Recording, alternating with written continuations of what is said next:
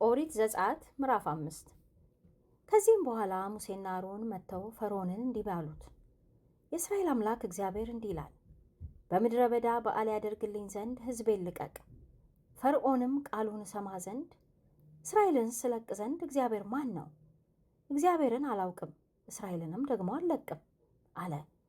እነርሱም የዕብራውያን አምላክ ተገናኘን፣ ቸነፈር ወይም ሰይፍ እንዳይጥልብን 3 ቀን መንገድ በምድረ በዳ እንድንሄድ ለአምላካችን ለእግዚአብሔር እንድንሰዋ እንለምንሃለን አሉት። የግብፅ ንጉሥም አንተ ሙሴ አንተም አሮን ሕዝቡን ለምን ሥራቸውን ታስተዋላችሁ? ወደ ተግባራችሁ ሂዱ አላቸው። ፈርዖንም እነሆ የምድሩ ሕዝብ አሁን በዝቷል፣ እናንተም ሥራቸውን ታስፈቷላችኋላችሁ አለ። ፈርዖንም በዚያን ቀን የሕዝቡን አስገባሪዎች ሹማምንቶቹንም እንዲህ ሲል አዘዘ፣ እንደ ወትሮ ለጡብ ሥራ ደግሞ ገለባ ለሕዝቡ አትስጡ። ነገር ግን እነርሱ ሄደው ገለባ ይሰብስቡ። ቀድሞ ያደርጉት የነበረውን የጡብ ቁጥር በእነርሱ ላይ አድርጉት፣ ምንም ከእርሱ አታጉድሉ። ሥራ ሰልችቷቸዋልና ስለዚህ ለአምላካችን እንድንሰዋ እንሂድ እያሉ ይጮኻሉ። እርሱንም ያደርጉ ዘንድ በሰዎች ላይ ሥራው ይክበድባቸው፣ ከንቱ ቃልም አያስቡ። የሕዝቡም አስገባሪዎች ሹማምንቶቹም ወጡ። ሕዝቡንም ፈርዖን እንዲህ ይላል፣ ገለባ አልሰጣችሁም፣ እናንተ ሂዱ፣ ከምታገኙበትም ስፍራ ገለባ ሰብስባችሁ ከሥራችሁ ግን ምንም አይጎድልም አሏቸው። ሕዝቡም ስለ ገለባ ብቅ ሊሰበስቡ በግብፅ ምድር ሁሉ ተበተኑ። አስገባሪዎቹም ገለባ ትቀበሉበት እንደነበረ ጊዜ የቀን ሥራችሁን ጨርሱ እያሉ አስቸኮሏቸው።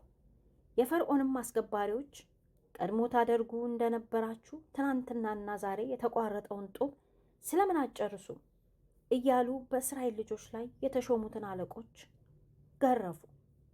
የእስራኤል ልጆች አለቆችም ወደ ፈርዖን መጡ። ለምን በባሪያዎችህ እንዲህ ታደርጋለህ? ገለባ አይሰጡንም፣ የጡቡንም ሥራ እንድንሠራ ያዙናል። እነሆም ባሪያዎችህን ይገርፉናል፣ ግድፈቱ ግን በአንተ ሕዝብ ላይ ነው ብለው ጮኹ።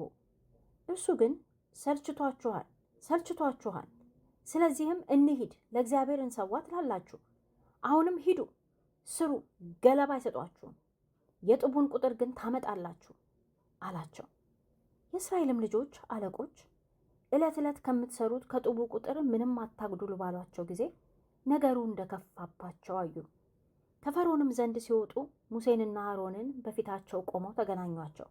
እነርሱም በፈርዖንና በባሪያዎቹ ፊት ሽታችንን አግምታችሁታልና ይገድሉንም ዘንድ ሰይፍን በእጃቸው ሰጥቷቸዋልና እግዚአብሔር ይመልከታችሁ ይፍረድባችሁም አሏቸው።